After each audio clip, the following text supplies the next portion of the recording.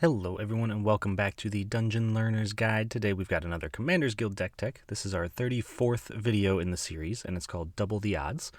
And if you haven't seen this show before, what we are doing is randomly selecting a card from scryfall.com, working with a budget of $100 or less and building a deck around a theme of the chosen card. Now, before we get into the actual deck itself, I do want to plug a little bit of our social media for this channel. You can find us over on Twitter, Reddit. You can send us an email, and we are always looking for more people who, if you're interested in participating, please feel free to reach out to me. I would love to have a very diverse group of people representing the channel, so if you ever want to try your hand at playing a game, feel free to let me know, and we can hopefully work something out. But with that out of the way, let's jump into our random card of the week, and this time it is Dictate of the Twin Gods, which is 3 red for an enchantment with flash. And it says, if a source would deal damage to a permanent or player, it deals double that damage to that permanent or player instead. Now, the important thing to remember about this, though, is that it is symmetrical. It does apply to everybody, including ourselves. So once this is on the board, it is going to be doing double damage to us as well. So with that in mind, I decided to try to find a good commander that would fit this. And eventually we wound up in the Jund colors, which is red, green, and black. And our commander is Kresh the Bloodbraided for 2 black, red, green, legendary creature, human warrior for a 3/3. Whenever another creature is put into a graveyard from play, you may put X +1/+1 counters on Kresh the Bloodbraided, where X is that creature's power. Now, one of the main reasons I went with Kresh is actually for a very specific reason. It, one, deals with some stuff that Dictate of the Twin Gods would like us to have, so counters, sacrificing things, destroying things, but it also allows us to play a companion. So we also have in our companion zone for this game, Obosh the Prey Piercer, which is 3 and a hybrid Rakdos for a 3/5 legendary creature, Hellion Horror. And of course it has companion, and we can't use this card as our companion unless our deck only has odd converted mana costs and land cards. So that is one of the main reasons we chose Kresh. He's 5 mana, so he fits. Obosh is 5 mana, so he fits. Dictate of the Twin Gods is 5 mana, that fits. So every single card in our deck is an odd converted mana cost. And because of that, since we have Obosh, he says, if a source you control with an odd converted mana cost, which is everything, would deal damage to a permanent or player, it deals double that damage to that permanent or player instead. So we kind of have a creature version of Dictate of the Twin Gods in the command zone, but this one is one way. This one only hits our opponents and it doesn't affect us. So that is our companion/commander zone for this game. But we are going to take a quick look at some themes, kind of tie these cards in with Dictate of the Twin Gods. And our first major theme for this deck is, of course, doubling things. I tried to put as many ways to double anything into this deck as we could. So we have Gratuitous Violence, which is 2 red for an enchantment. If a creature you control would deal damage to a permanent or player, it deals double that damage to that permanent or player instead. And we have this plus Obosh, we have Dictate of the Twin Gods, we've got Angrath's Marauders, we have a ton of different ways to double damage, we have a ton of different ways to double +1/+1 counters, which Kresh cares about, and we have a ton of ways to kind of just double up on anything we possibly can. So anything in these colors that is at an odd converted mana cost and cares about doubling is most likely in this deck. So, as I mentioned, we also have a +1/+1 counter theme. So for that we have Invigorating Surge, which is 2 and a green for an instant.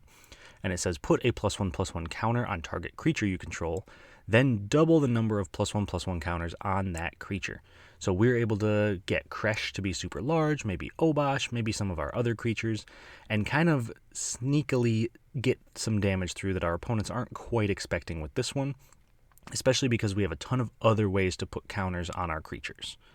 And then finally, our last theme for this deck is sacrificing, and more specifically, flinging if we can. So what that means is represented by Surtland Flinger here. It's 3 red for a 4/6 giant berserker. Whenever Surtland Flinger attacks, you may sacrifice another creature, and when you do, Surtland Flinger deals damage equal to the sacrificed creature's power to any target. If the sacrificed creature was a giant, Surtland Flinger deals twice that much damage instead. So Surtland Flinger kind of ticks a few of the boxes that we want. One, it sacrifices our creatures and kind of throws them at our opponents. We do have giants, not too many, but usually we want to be sacrificing Kresh because he's going to get absolutely huge. We can use the sacrifice to make Kresh bigger. And then if we do sacrifice a giant, Surtland Flinger deals double the damage, which is, again, a main theme for this deck. So Surtland Flinger kind of ticks all those boxes for us. And then, with our themes out of the way, I do want to also take a quick look at some key cards that we have in the deck. Some cards that, if given the chance, we would love to have in play. So this first one is Kazul's Fury, which sounds a little bit strange, but it's 2 and a red. For an instant, as an additional cost to cast the spell, sacrifice a creature. And Kazul's Fury deals damage equal to the sacrificed creature's power to any target. So Kazul's Fury is one of the few fling effects that is at an odd converted mana cost. Surtland Flinger, of course, being another, but the fact that this is an instant and it does exactly what we want it to do is incredibly important.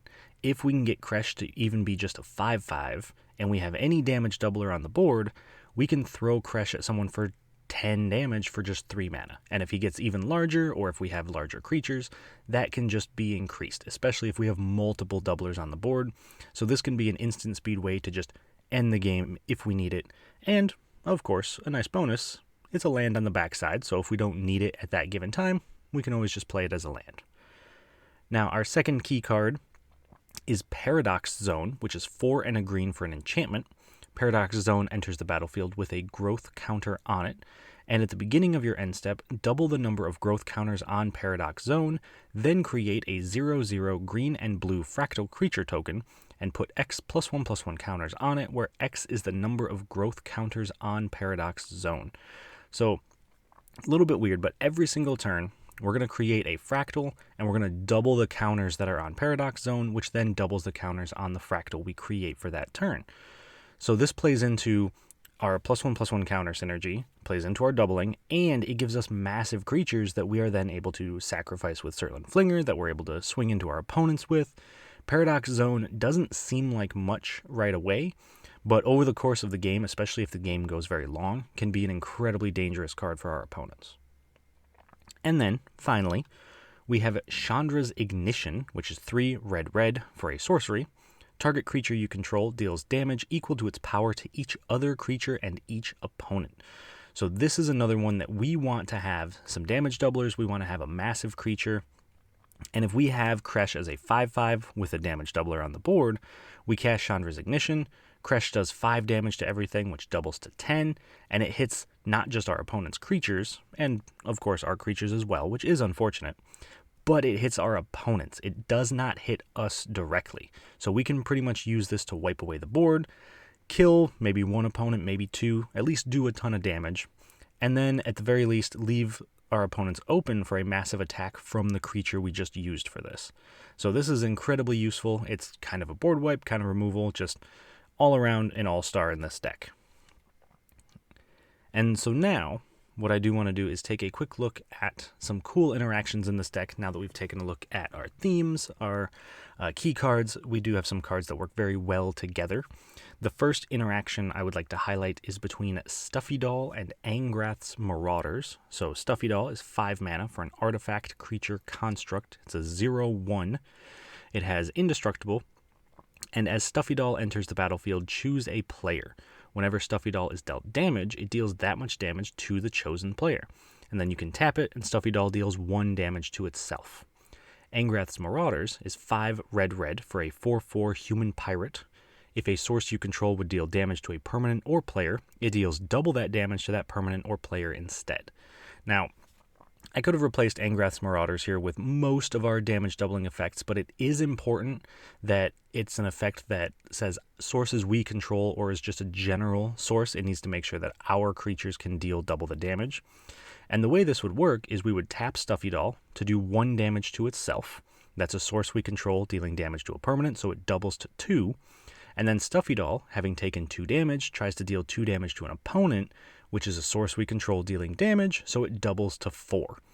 Meaning that every time we tap Stuffy Doll, we're doing 4 damage to an opponent, which is a very strong pinger and a phenomenal blocker as well, since it's indestructible.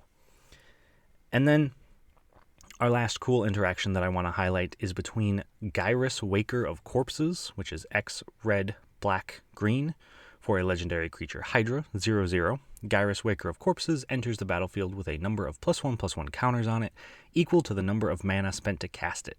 And whenever Gyrus attacks, you may exile target creature card with lesser power from your graveyard. If you do, create a token that's a copy of that card that is tapped and attacking, and you exile that token at the end of combat. And we are going to pair that up with Fractal Harness, which is X, 2, and a green for an artifact equipment. And it says, when Fractal Harness enters the battlefield, create a 0/0 green and blue Fractal creature token, and put X +1/+1 counters on it, and attach Fractal Harness to it. And then whenever equipped creature attacks, double the number of +1/+1 counters on it, and it equips for 2.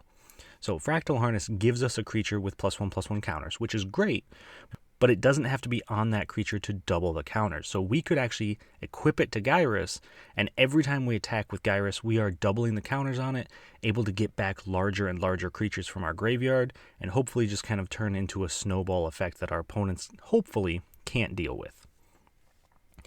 But that is it for our cool interactions, for our key cards, our themes. So the very last thing to do for the actual deck tech is take a quick look at the price. And the price for this deck wound up being $95.42, so we're just slightly under our budget. And the most expensive card in the deck is Branching Evolution, which is 2 and a green for an enchantment that says if 1 or more +1/+1 counters would be put on a creature you control, twice that many +1/+1 counters are put on that creature instead. So very much an all-star in this deck. We're able to double the triggers with Kresh, with Gyrus, with our fractals. Everything that we have that deals with +1/+1 counters doubles in size whenever we put counters on something. However, because this card is $9.44, if you're looking to cut some cards for budget reasons, this would definitely be the one to go. It would drop the deck closer down to about $85, which is still not super low, but it's definitely better than $95, so this isn't necessary by any means, but it is a very powerful card, which probably explains why it's $9.44. And so that is our deck tech for this week. And what we're going to do now is we're going to jump into a game, and we're going to see how this deck actually performs in an actual game. So our gameplay for this week, we're joined by Octavia, Living Thesis, which is played by Bilal, Brago, King Eternal, which is played by Shawn, and Vega the Watcher being played by Jason. So before we get into these particular decks, I do want to point out that they all have blue in them, and we are the only non-blue deck at the table. So I am a little nervous going into that, because the idea is that we're going to put up a bit of a threat, put up a bunch of big creatures, and if all of our opponents are playing blue and 2 of them are playing white, that might be a little bit tricky for us, but we are going to do the best that we can, hopefully kind of get under some of these decks before they start to control the game too much. But from what I understand, Bilal's Octavia deck is all about flyers. He wants to play little 1/1 flyers and then cast small cantrippy style spells that are turning them into 8/8s and then smacking into his opponents kind of unexpectedly. Shawn's Brago deck is a blinking style deck. He wants to play creatures and enchantments and artifacts that draw cards or gain life or give him some kind of value when they enter the battlefield, so he can kind of keep flickering them and getting a ton of value. And then Jason's Vega deck is all about casting spells from anywhere other than his hand. So that could be his library, that could be the graveyard, could be exile. Anywhere as long as it's not his hand is kind of the game plan there, because he wants to draw as many cards as possible. So we will see how this game is going to go. I hope you guys enjoy it, and I will talk to you all once it's done. At the start of the game, Bilal goes first, followed by Shawn, myself, and Jason. On Bilal's first turn, he plays an island.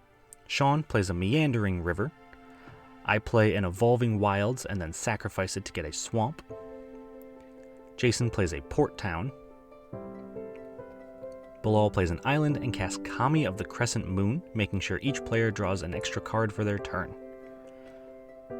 Shawn plays a plains and then casts Prophetic Prism, drawing a card. I play a Temple of Malady, scrying 1. Jason plays an island and then casts Ebony Fly. On Bilal's turn, he plays an island and casts Cerulean Drake, followed up by a Delver of Secrets.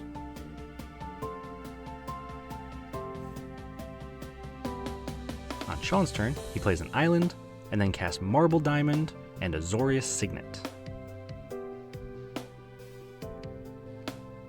On my turn, I play a mountain and cast Pest Infestation, destroying Shawn's Azorius Signet and making 2 1/1 pest tokens. Jason plays an Exotic Orchard and then casts Ominous Seas before foretelling a card.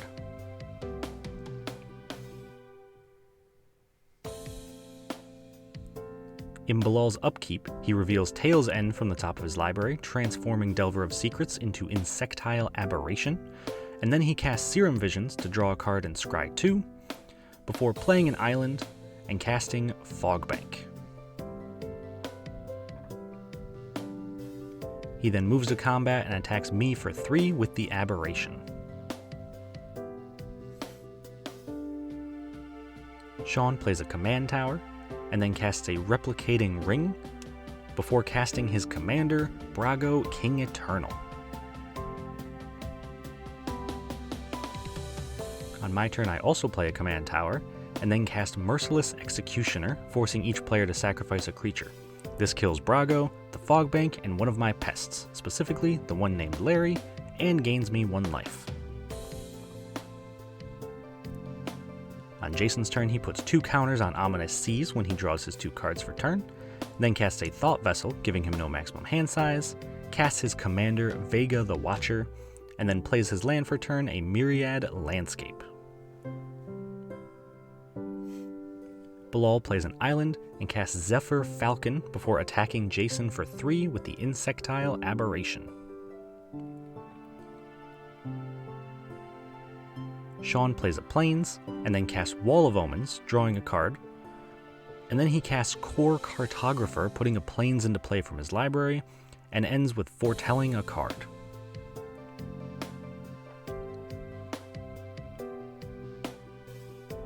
On my turn, I play a Smoldering Marsh and cast my commander, Kresh the Bloodbraided, but unfortunately, Bilal uses the Tail's End that we already knew about to counter it. On Jason's turn, he puts 2 counters on Ominous Seas when he draws his 2 cards, and then casts Future Sight, letting him play with the top card of his library revealed and allowing him to play cards from the top of his library. He then plays an island from the top of his library and passes.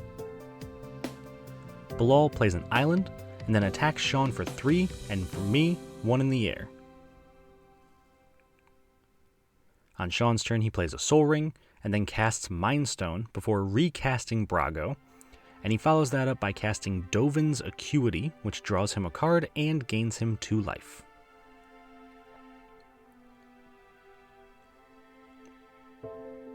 On my turn, I play a Forest, and cast Elvish Mystic, quickly followed up by a Brash Taunter. Then at the end of my turn, Jason casts an Una's Grace to draw a card.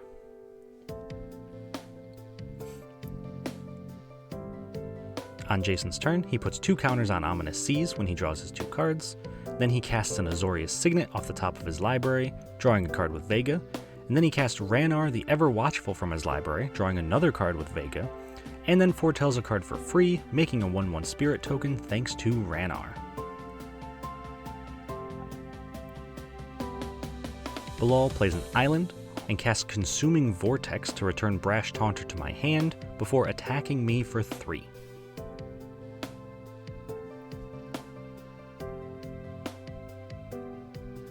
On Shawn's turn, he plays an island, and then casts Return to Dust, exiling Ominous Seas and Future Sight, and also allowing him to return Dovin's Acuity to his hand. In response, though, Jason casts a Foretold Depart the Realm to return Future Sight to his hand and draw a card with Vega. Shawn then casts a Parallax Wave, which comes in with 5 fade counters and can exile a creature until it leaves play by removing a fade counter, and casts Reality Acid on Insectile Aberration, so that when the enchantment leaves play, the creature has to be sacrificed. He then moves to combat and decides to attack me for 2 with Brago. Before the damage, Bilal uses Repulse to return his Insectile Aberration to his hand and draw a card. This also has the Reality Acid going to Shawn's graveyard, then Brago deals damage to me, and Shawn is able to exile all of his creatures and mana rocks, returning them to play. This lets him draw 2 cards and put a Plains into play tapped. Then in his second main phase, he casts Commander Sphere and recasts Dovin's Acuity, drawing a card and gaining 2 life. On my turn, I play an Exotic Orchard, which taps for none of my colors in this game, and then I cast Paradox Zone, which comes in with 1 counter on it, and at the end of my turn, I double the counters on it, making a fractal creature token with power and toughness equal to the counters on Paradox Zone. I then immediately move to my end step and make a 2/2 fractal. Also at the end of my turn, Jason casts Behold the Multiverse to scry 2 and draw 2, drawing an extra 1 thanks to Vega. On Jason's turn, he plays a Reliquary Tower and casts Psychosis Crawler, which does 1 to each of Jason's opponents whenever he draws a card, and has power and toughness equal to the cards in his hand, which is currently 14. He then foretells a card for free thanks to Raynar and makes a Spirit token, and then attacks me in the air for 2 with Raynar. In his second main phase, he casts Divine Reckoning to destroy all creatures except Psychosis Crawler, Kami of the Crescent Moon, Brago, and my Fractal token.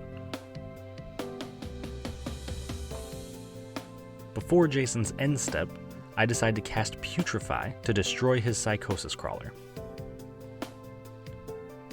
Unfortunately, in response, Bilal saves it by casting Dispel, countering my removal.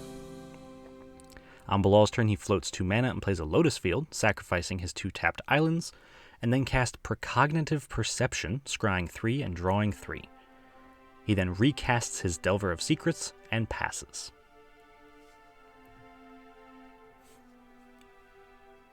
Shawn plays a Plains and casts Angel of Sanctions, exiling Psychosis Crawler, Delver of Secrets, and Raynar. He then attacks Bilal for 2 with Brago, and on damage, he exiles his non-land permanents with the exception of the Angel of Sanctions, and returns them to the board, drawing 2 cards and gaining 2 life. Then in his second main phase, he casts a Flicker Wisp, exiling Dovin's Acuity and returning it to play so that he can draw another card and gain 2 more life, and then he foretells a card and passes. On my turn, I play a Mountain and recast my Brash Taunter before attacking Jason for 2.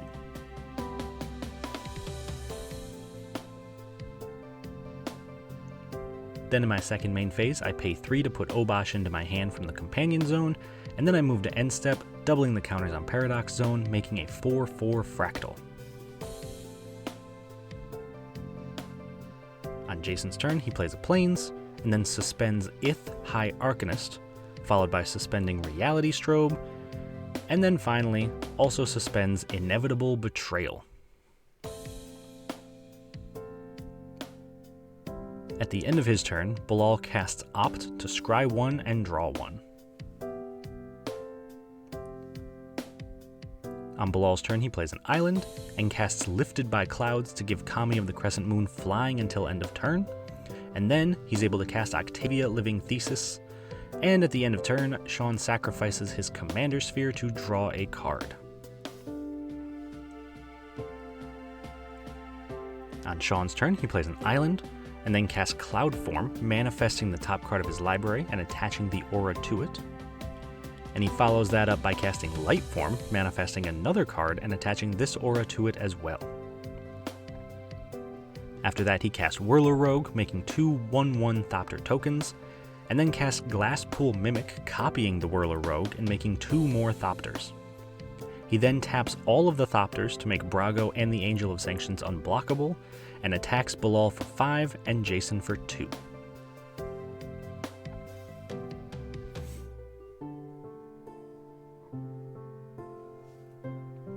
When Brago deals damage, Shawn flickers most of his non-land permanents. This results in him drawing 2 cards, gaining 2 life, manifesting 2 cards, and making 2 Thopters. However, in response to the Thopters entering, Bilal flashes in a crafty Cup Purse so that he gets to make the Thopters instead.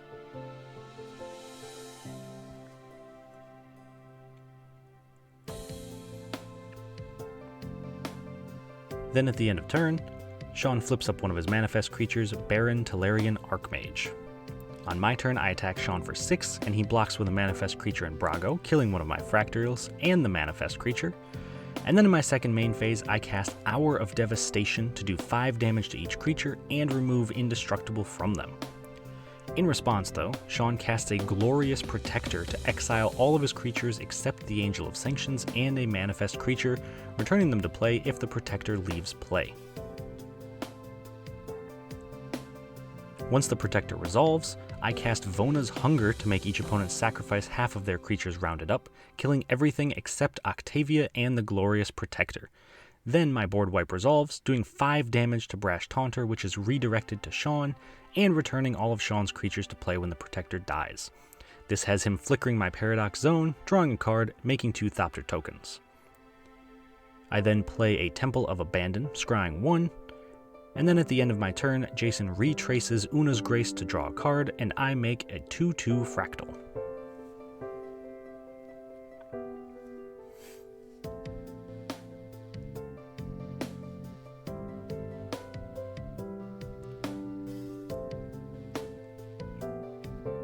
On Jason's turn, he plays an island and recasts Vega, then flashes back Divine Reckoning, drawing a card with Vega and letting each player choose a creature, then destroying the rest.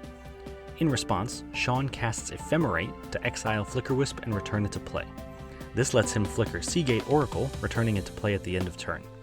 He also removes 3 Fade counters from Parallax Wave to exile Flickerwisp, Whirler Rogue, and Baron. Then the Divine Reckoning resolves, only killing a single manifest creature.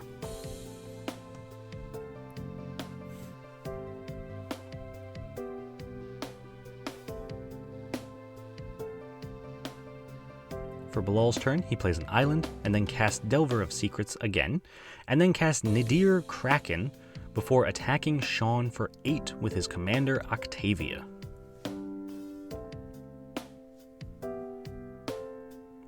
In Shawn's upkeep, Ephemerate rebounds, flickering Seagate Oracle and drawing Shawn a card. Then he casts Elite Guard Mage, gaining 3 life and drawing another card. And then he casts a Sun Titan, returning Glasspool Mimic into play as a copy of Sun Titan, which returns Wall of Omens to play, drawing him a card.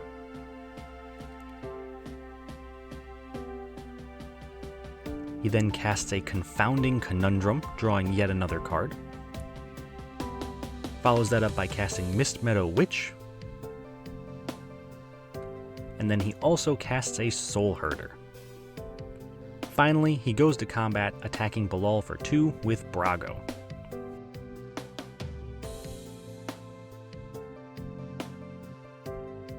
Before blocks, Bilal flashes in a Spectral Sailor, and then casts Chemister's Insight, drawing 2 cards and making a Tentacle token, triggering Octavia, turning the Sailor into an 8/8, which blocks and kills Brago. Then, at the end of turn, Soul Herder flickers Sun Titan, returning Lightform to play and manifesting the top card of Shawn's library.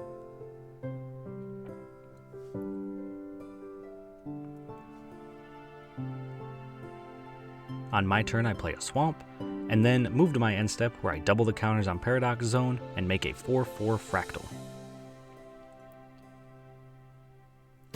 Jason plays a Plains, and then casts Psychosis Crawler, before casting Alrune's Epiphany, taking an extra turn and creating 2 1/1 bird tokens, drawing a card with Vega. In response, Shawn removes the last counter from Parallax Wave to exile the Psychosis Crawler,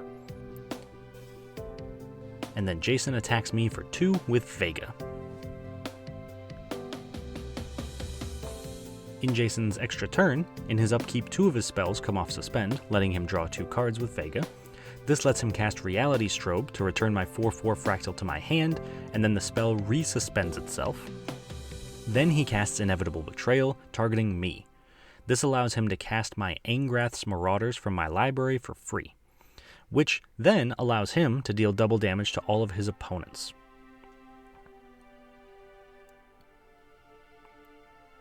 He then moves to combat and attacks Shawn and I for 4 each. Shawn blocks all of the damage with his Guard Mage, and then I take the rest. In his second main phase, Jason casts a Spell Twine, which lets him cast Depart the Realm from his graveyard, returning Vega to his hand and drawing a card, and he casts the Hour of Devastation from my graveyard to do 5 damage to each creature. In response, I flash in a Dictate of the Twin Gods, doubling all sources of damage. This means that all of Jason's creatures take 10, while everyone else's take 20 thanks to the 2 doubling effects, killing all the creatures on the board.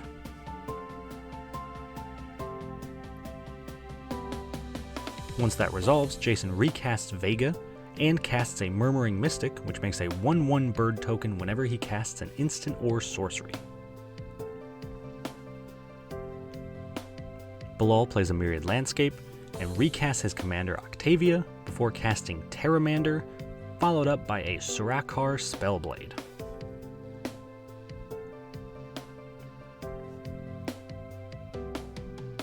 In Shawn's upkeep, the Parallax Wave fades away, returning Psychosis Crawler, Baron, Tolarian Archmage, Whirler Rogue, and Flicker Wisp into play. This allows Shawn to make 2 Thopter tokens and return Psychosis Crawler to Jason's hand. At this point, his Replicating Ring also triggers and creates 8 copies of itself.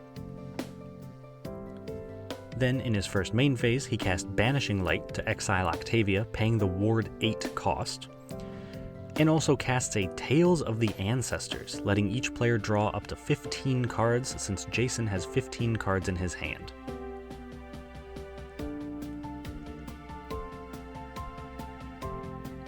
Then he casts a Mana Geode, scrying 1, and a Meteor Golem, destroying Vega.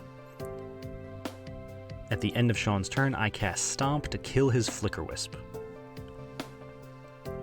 On my turn, I cast a Cinderglade, and then recast my commander Kresh. I also cast a Commander Sphere, and at the end of turn, I double the counters on Paradox Zone and make an 8/8 Fractal token. In Jason's upkeep, he casts Ith High Arcanist from Suspend, and then casts Monk class, making his second spell each turn cost 1 less, and levels up the Monk class to return my 8/8 Fractal to my hand.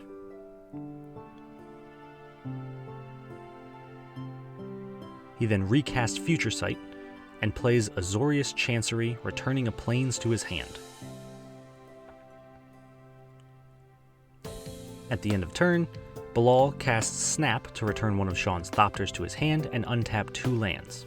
Then he adapts his Terramander, putting 4 +1/+1 counters on it. Then on Bilal's turn, he casts Thought Reflection, making it so whenever he draws a card, he draws an additional card as well, and then casts an Unsummon, returning Shawn's last Thopter to his hand, before casting an Index, which allows him to look at the top 5 cards of his library and put them back in any order. He then goes to combat, attacking Shawn for 5, which is doubled to 10 thanks to the Dictate of the Twin Gods. On Shawn's turn, he recast Brago, and then casts a Mulldrifter, drawing 2 cards. And he follows that up with a Trial of Knowledge, drawing 3 cards and discarding 1.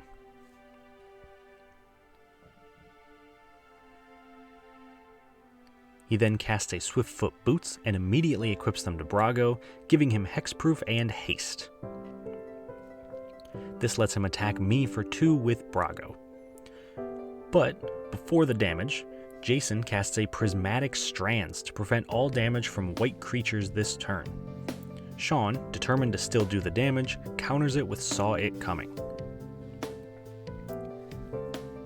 However, this then lets Jason tap Ith to flash back the Prismatic Strands, this time successfully preventing combat damage from white creatures, making 2 bird tokens, and ensuring that Brago's trigger never happens. On my turn, I cast Stuffy Doll, choosing Shawn, so whenever the doll is dealt damage, it deals that much to Shawn as well.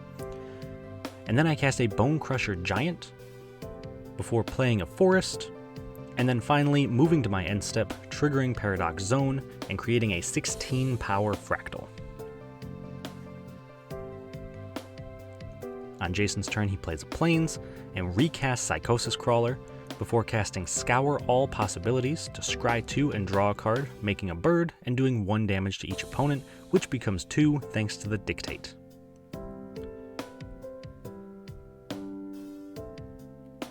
He He then casts a Think Twice, drawing a card, making another bird, and doing 2 damage to each opponent. And immediately flashes back Think Twice, drawing a card, making a bird, and doing 2 damage to each opponent. He then attacks Bilal for 4 with 2 bird tokens. And at the end of turn, Bilal casts a Brainstorm, drawing 6 thanks to Thought Reflections, and returning 2 to the top of his library. Still at the end of turn, Bilal also casts Reconsider, putting the top card of his library into his graveyard and drawing 2 cards.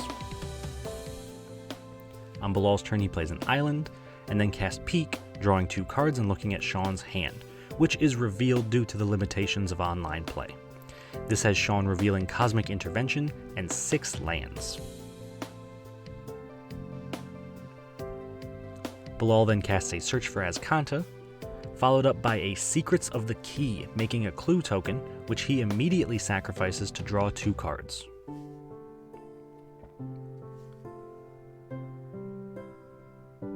He then moves to combat and attacks Shawn for 5, but Shawn blocks with the Mulldrifter and casts Cosmic Intervention to return it to play when it dies, drawing 2 cards.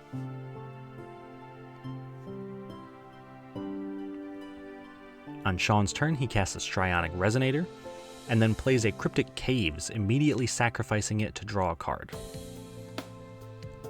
He then casts a Sky Diamond, and then activates Whirler Rogue, tapping his mana rocks to make all of his creatures except Mulldrifter unblockable this turn. This allows him to attack Bilal for 18 and attack me for 4. Before the damage, however, Bilal casts a Boomerang to return Swiftfoot Boots to Shawn's hand, which then allows Jason to tap Ith and remove Brago from combat, preventing his trigger yet again.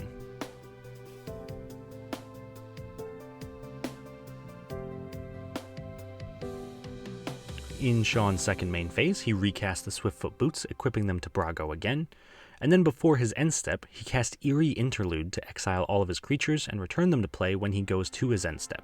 But, in response, Jason counters it with a Saw It Coming. On my turn, I play a Llanowar Wastes, before attacking Shawn for 32 with the Fractal and Jason for 8 with the Bonecrusher Giant. Before the blocks, Shawn flashes back Momentary Blink to flicker the Whirler Rogue, making 2 Thopters, activating Strionic Resonator to double the trigger, and then also casts a Mystic Reflections so 2 of his Thopters enter as copies of Psychosis Crawler. He then uses one of the Thopters to block, and Jason also blocks with a bird token. I then move to my end step and I create a 32 power Fractal. Also at the end step, Bilal casts Deluge to tap all creatures without flying. So in response, I tap Stuffy Doll to do 1 damage to itself, which doubles to 2, so that Shawn takes 2, which is doubled to 4. In Jason's upkeep, Bilal casts Slip Through Space on his Psychosis Crawler, giving it unblockable for the turn and drawing Bilal 2 cards. Jason then recasts his commander Vega, plays a Glacial Fortress from his library, and then retraces Una's Grace, drawing 2 cards, making a bird, and doing 4 damage to each opponent. He then attacks Shawn for 32 with an unblockable Psychosis Crawler, and attacks me for 10 with his birds.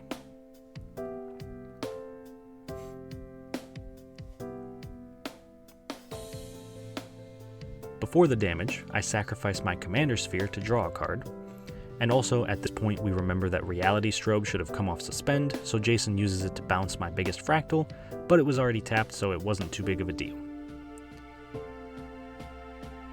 Then I cast Erebos' Intervention for X equals 12 to kill a bird and try to gain 12 life. In response, Jason casts Chemister's Insight from his library, drawing 3 cards and doing 6 damage to each opponent, which kills Bilal.